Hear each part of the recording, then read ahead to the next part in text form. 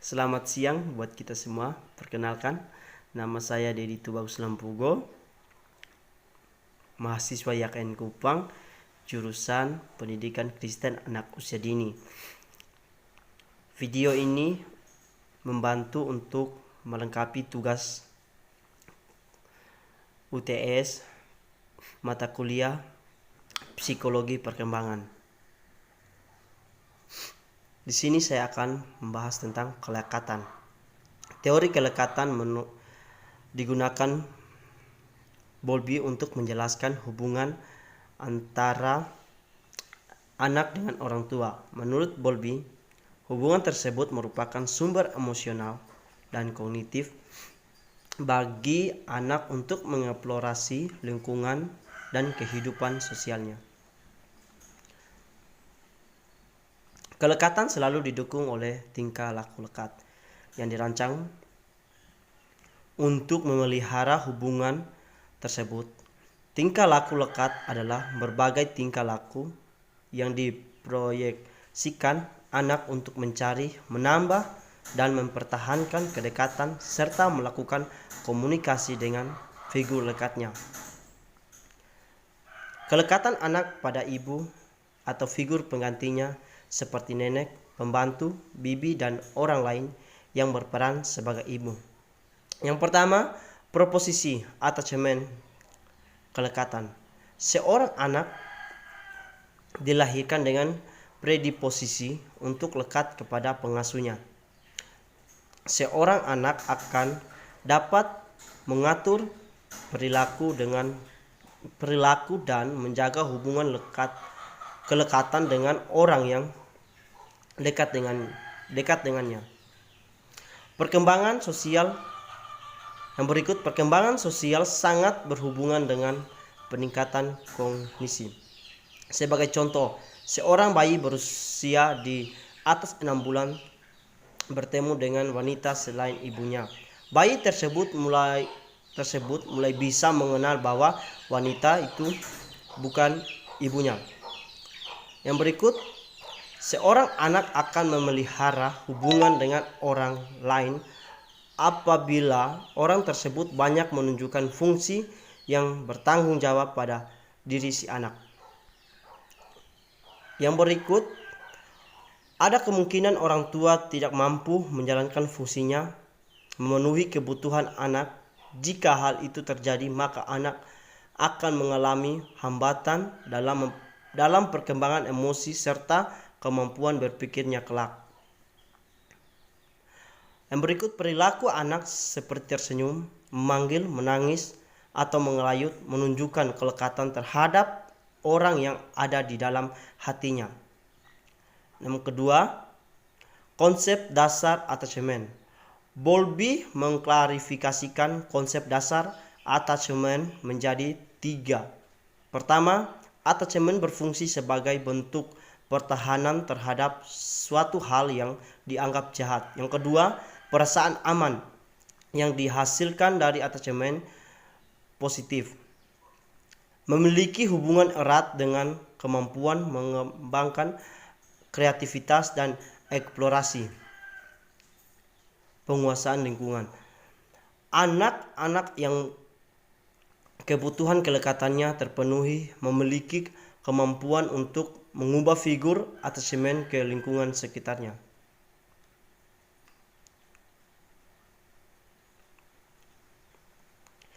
Yang ketiga, ciri-ciri attachment. Menurut Bowlby, seorang anak dapat dikatakan lekat pada orang lain jika memiliki ciri-ciri sebagai berikut. Yang pertama, A. Dekat secara fisik dengan figur lekat. Cemas ketika berpisah dengan figur lekat. Merasa gembira dan lega ketika figur lekatnya kembali.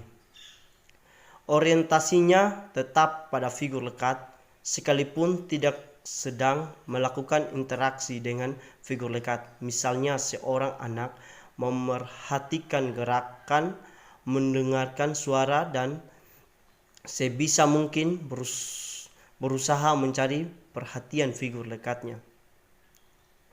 4. Variasi attachment. Untuk menunjukkan konsep Bowlby tentang variasi attachment antara anak dan figur lekat, Ainsworth melakukan eksperimen dengan metode situasi asing. Yang pertama tipe A, anak menolak kehadiran ibu, menampakkan permusuhan, tidak memiliki ego kuat, serta kurang mampu mengekspresikan emosi negatif. Tipe B, teori konstruktivisme dalam pendidikan. Konsep si anak, teori konstruktivisme dalam pendidikan, Genpact, pengetahuan fisik, logika, matematika, dan sosial anak menunjukkan perilaku eksplorasi lingkungan. Tipe C, anak menunjukkan keengganan untuk mengeksplorasi lingkungan. Ia tampak selalu menempel kepada ibunya serta bersembunyi dari orang asing. Tipe D, perilaku anak tampak sangat tidak terorganisasi, mengalami konflik dalam dirinya, serta menunjukkan kedekatan sekaligus penolakan terhadap ibu. Beberapa variasi kelekatan tersebut dapat dikategorikan menjadi dua kelompok. Pertama, kelekatan aman, yaitu tipe B. Kedua, kelekatan tidak aman, yaitu tipe A, C, dan D. Seorang anak yang memiliki kelekatan tidak aman berarti ia mengalami masalah dalam hubungannya dengan pengasuh atau figur lekat. 5. Fase tingkah laku attachment. Bowlby membagi perkembangan kelekatan menjadi 4 fase. Yang pertama, fase ini terjadi pada bayi yang masih berusia 0-2 bulan. Bayi menggunakan ekspresi seperti menangis, mengisap, menggenggam, tersenyum, serta bercolete untuk menarik perhatian orang dewasa agar dekat kepadanya.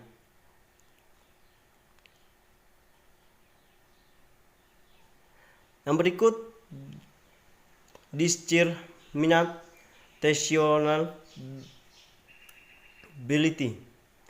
Fase ini terjadi pada bayi berusia 2-7 bulan. Pada fase ini, bayi mulai dapat membedakan objek lekatnya, mengingat sosok yang memberikan perhatian serta menunjukkan perhatiannya kepada orang tersebut. C. Fase specific attachment. Fase ini terjadi pada anak berusia 7 bulan hingga 2 tahun.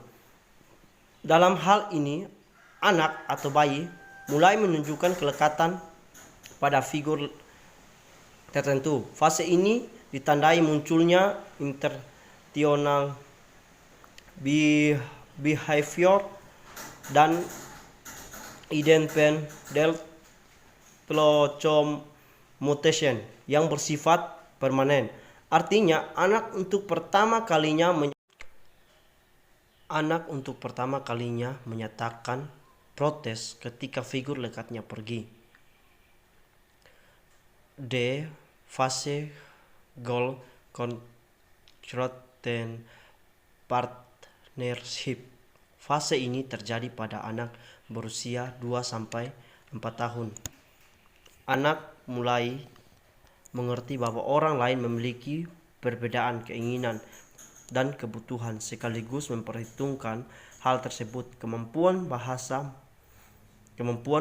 membantu anak bernegosiasi dengan ibu atau objek lekatnya. Terima kasih. Sekian presentasi saya